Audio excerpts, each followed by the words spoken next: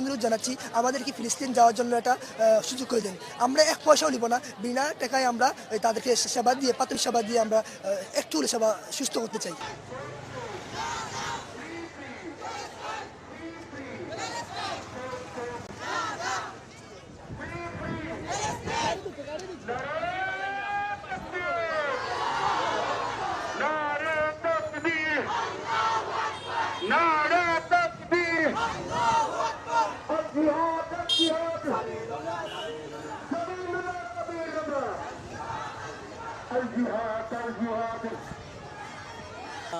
আমরা মূলত হচ্ছে কি আমাদের একটা মানবতার, প্রথমত মানবতার যে চেতনা আছে, মানবতার যে একটা বিষয় আছে যে আমরা মুসলিম, এখানে যে কোনো ধর্মেরই হোক, যদি কারো উপর অত্যাচার আসে আমাদের উচিত হচ্ছে অন্যায়ের প্রতিবাদ করা।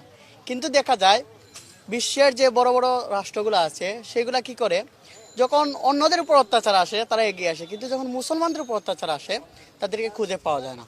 এই যে আজকে দেখুন, বিগত 11 মাস ফিলিস্তিনের গাজার মুসলমানদের উপরে অত্যাচার করলো ফিলিস্তিন ইসরায়েল বাহিনী, পরে কিছুদিন যুদ্ধবিরতি দেওয়ার পর আবার তারা শুরু করে আপনার ইউনুস খান, তারপর হচ্ছে মালালা, তারপর হচ্ছে আপনার এই যে রাফা, এই এলাকাগুলো একবারে গুড়িয়ে দিয়েছে। শিশু যারা এখনো পৃথিবীর আলো বাতাস ভালো করে দেখে নাই, তাদেরকেও কি করছে, বোমার আঘাতে তাদের দেহটা ছিন্ন বিচ্ছিন্ন করে ফেলছে। আমরা আমাদের মানবিকতা থেকে এই হামলাগুলার তীব্র নিন্দা জানাই এবং বিশ্ববাসীর কাছে এ আবেদন করি যে আপনারা আজকের যে ফিলিস্তিনবাসীদের আহ্বানে আমরা ডাকে সাড়া দিয়েছি যে ওয়ার্ল্ড স্ট্রাইক ফর ফিলিস্তিন গাজা, এই কর্মসূচিতে আমরা বাস্তবায়ন করি। সাথে সাথে আমরা ইসরায়েলের যে সমস্ত পণ্যগুলো আছে সেগুলো আমরা বয়কট করি। বয়কট করার মাধ্যমে আমরা তাদেরকে ওই সমুচিত জবাব দিতে পারবো ইনশাআল্লাহ।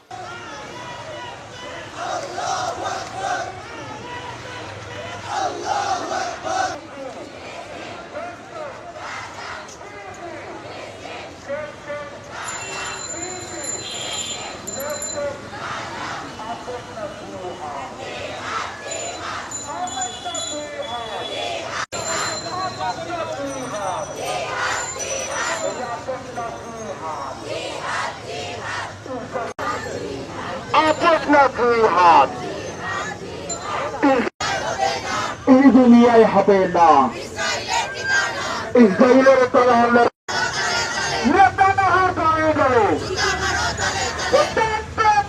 গেল, জুতো মারো তলে তলে, নেতানিয়াহু তলে গেল,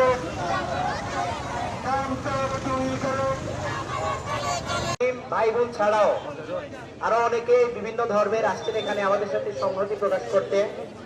সব সাথে যুক্ত যারা আছি প্রত্যেকের অবস্থান থেকে আপনাদের সবাইকে, বিশেষ করে যারা নন মুসলিম যারা আসছেন এই প্রটেস্ট কিংবা এইটাতে আমাদের সহমত, আমরা হয়তো বা এখানে আর বেশিক্ষণ থাকবো না, তবে যাওয়ার আগে আমরা ছিলাম, তখন আমরা একদম আলাদাই ছিলাম, লম্বা লাইন ছিল, এখন আমরা সবাই এক হয়েছি। আমরা আমাদের সাধারণ শিক্ষার্থীকে এখন একটা জাতিকে একটা মেসেজ দিতে চাই। আমরা সিলেট থেকে চাইতেছি 100 জন নার্সিং শিক্ষার্থী ও নার্স মিলে একটা টিম গঠন করে আমরা গাজা যেতে চাই।